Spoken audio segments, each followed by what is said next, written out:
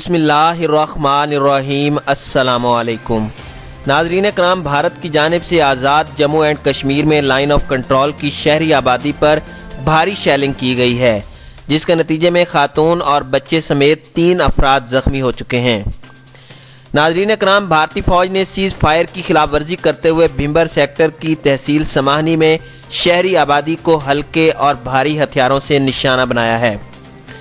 پاک فوج کے شعبہ تعلقات عامہ ISPR کے بیان میں بھی بھارتی شیلنگ سے خاتون سمیت 3 افراد کے زخمی ہونے کی تصدیق کی گئی ہے۔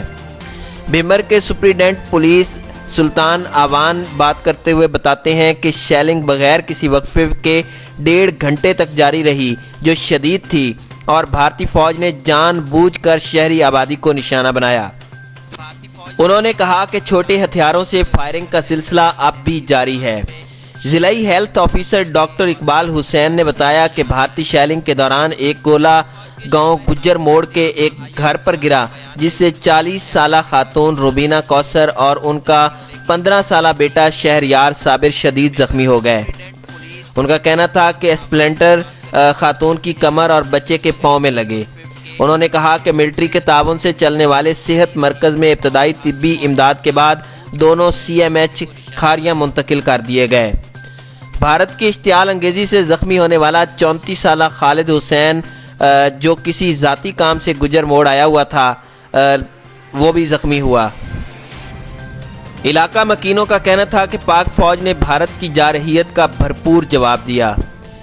ناظرین کرام، واضح رہے کہ 20 اکتوبر کو بھارتی فوج کی لائن آف کنٹرول پر بلا اشتعال شیلنگ کے نتیجے میں پاک فوج کا 1 جوان اور 6 شہری شہید ہو گئے تھے۔ مقامی انتظامیہ کا کہنا تھا کہ بھارتی فوج کی شیلنگ کے نتیجے میں 9 کشمیری بھی زخمی ہوئے، اور مزید بتایا کہ یہ رواں برس بھارتی شیلنگ کے نتیجے میں ہونے والی سب سے زیادہ اموات ہیں۔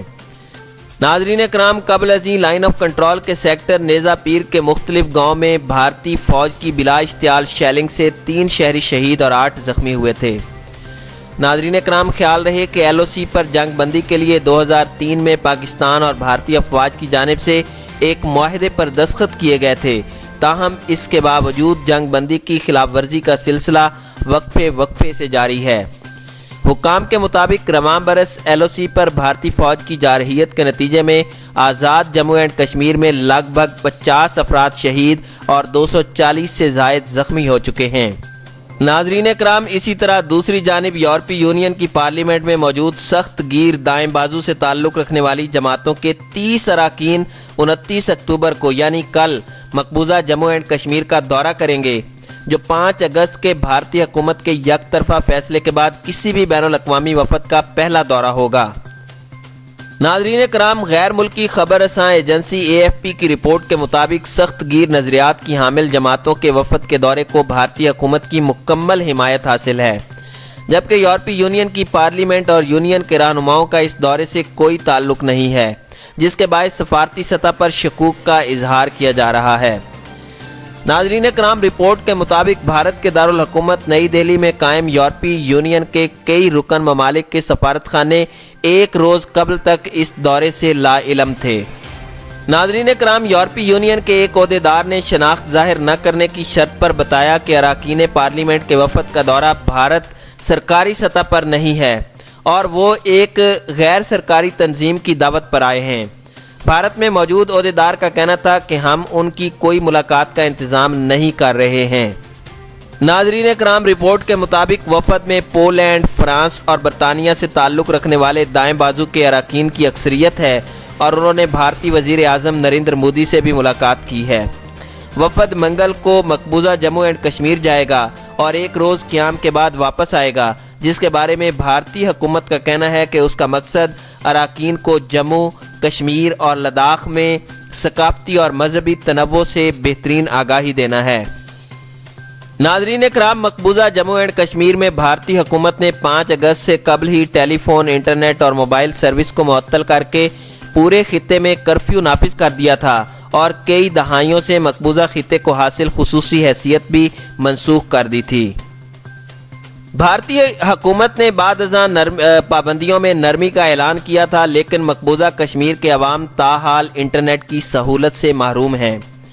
فرانس کی سخت گیر دائیں بازو کی جماعت نیشنل ریلی سے تعلق رکھنے والے رکن تھیری میریانی کا کہنا ہے کہ ہم کشمیر میں صورتحال دیکھنے جا رہے ہیں اور جائزہ لیں گے کہ وہ کیا دکھانا چاہتے ہیں۔ ناظرین کرام، مقبوضہ جموں اینڈ کشمیر میں بھارت نے گزشتہ 72 برسوں سے قبضہ کر رکھا ہے اور 30 برس کے دوران آزادی کی تیز ہوتی ہوئی تحریک کو دبانے کے لیے سخت اقدامات کیے ہیں اور 5 اگست 2019 کو مقبوضہ خطے کی خصوصی حیثیت بھی ختم کر دی۔ بھارتی مظالم کے خلاف مقبوضہ جموں اینڈ کشمیر کے عوام سراپا احتجاج ہیں اور یہ مسئلہ عالمی برادری کے لیے توجہ طلب ہے اور حالیہ اقدامات کے بعد اقوام متحدہ سمیت دیگر عالمی فورمز میں اس پر بات کی جا رہی ہے اور تشویش کا اظہار بھی کیا گیا ہے۔